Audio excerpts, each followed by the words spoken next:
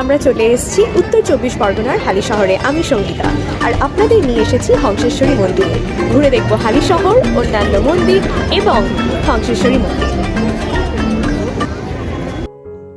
হালি শহরের রামপ্রসাদের মন্দির ঘোরার পর আমরা চলে গিয়েছিলাম হংসেশ্বরী দেবীর মন্দিরে।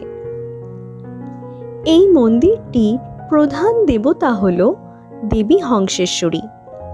হিন্দু পুরাণ মতে মা আদি পরশক্তির জগৎজননী দক্ষিণাকালীর একটি রূপ। ছুটির দিনে কলকাতা থেকে একটু দূরে ঘুরতে হলে আপনি চলেই আসতে পারেন হালি শহর। আগের পর্বে আপনাদের রামপ্রসাদের ভিটা দেখিয়েছিলাম। হালি শহরে এসে রামপ্রসাদের ভিটা এবং তারপরে হংসেশ্বরী মন্দির দর্শন করে যেতেই পারেন।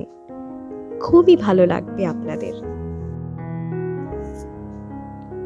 বাঁশবেড়িয়া হলো একটি শিল্প শহর, যা ব্যান্ডেল এবং ত্রিবেণীর মধ্যে অবস্থিত। এই মন্দিরের সঠিক লোকেশন বলতে গেলে এই মন্দিরটি অবস্থিত এই বাঁশবেড়িয়া শহরে। আমরা সেদিন মন্দিরে পৌঁছেছিলাম প্রায় বিকেল গড়িয়ে, তখন সন্ধে হয়ে গিয়েছে। পুজোও দিয়েছিলাম মন্দিরে, সন্ধ্যারতি দেখেছিলাম বেশ কিছুক্ষণ দাঁড়িয়ে।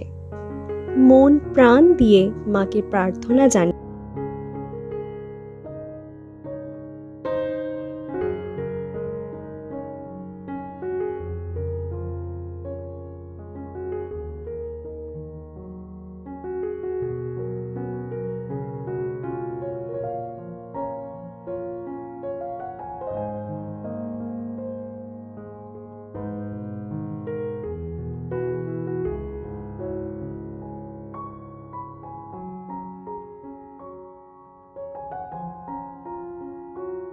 রাজা নৃসিংহদেব রায় মহাশয় এই মন্দিরের ভিত্তিপ্রস্তর স্থাপন করেন।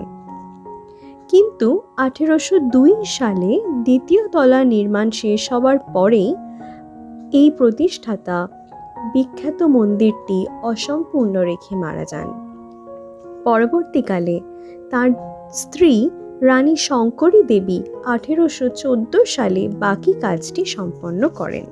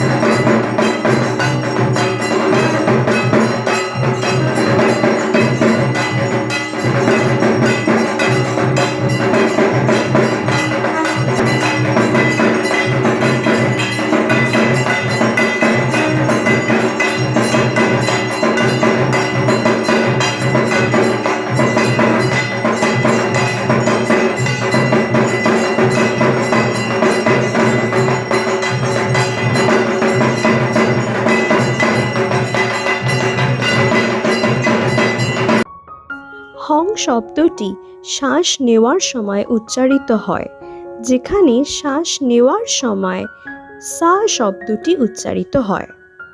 হং শিব এবং সা মাতা শক্তিকে প্রকাশ করে। মন্দিরটিতে শিব এবং শক্তি উভয় দেবতা রয়েছে, তাই নাম হংসেশ্বরী।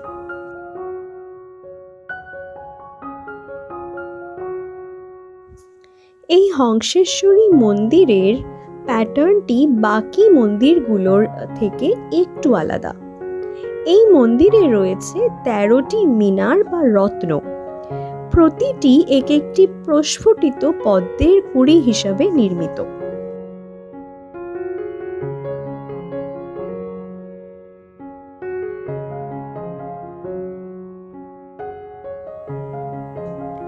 মহাদেবের নাভি থেকে 12টি পাপড়ি রক্তলাল পদ্ম নিয়ে একটি পদ্মের কাণ্ড বের হয়েছে।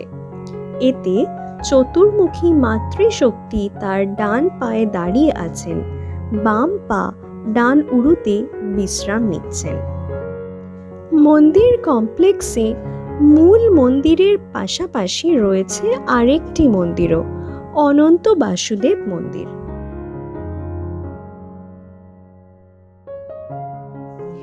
এই মন্দিরের স্থাপত্য মস্কোর পেঁয়াজ গম্বুজ গির্জার কথা মনে করিয়ে দেয়।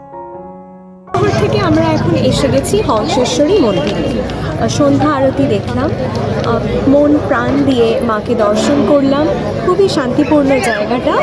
সন্ধ্যা আরতির পর কিছুক্ষণের জন্য গর্ভগৃহের দরজা বন্ধ ছিল, আবার খুলে দেওয়া হয়েছে।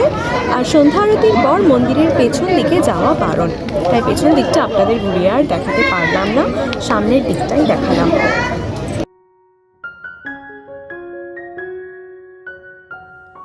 এই প্রাচীন মন্দিরটির উচ্চতা হল 70 metre.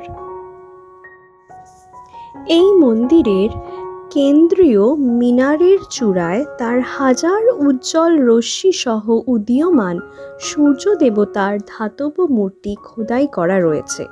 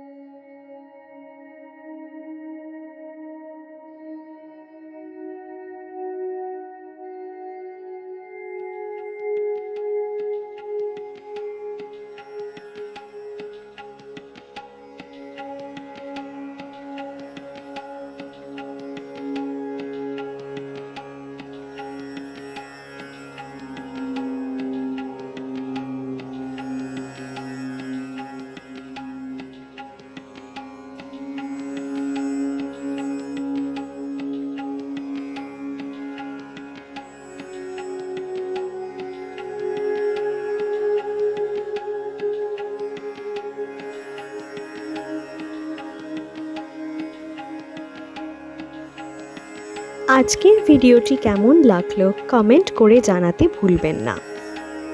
Please like, share and subscribe. সঙ্গে থাকুন।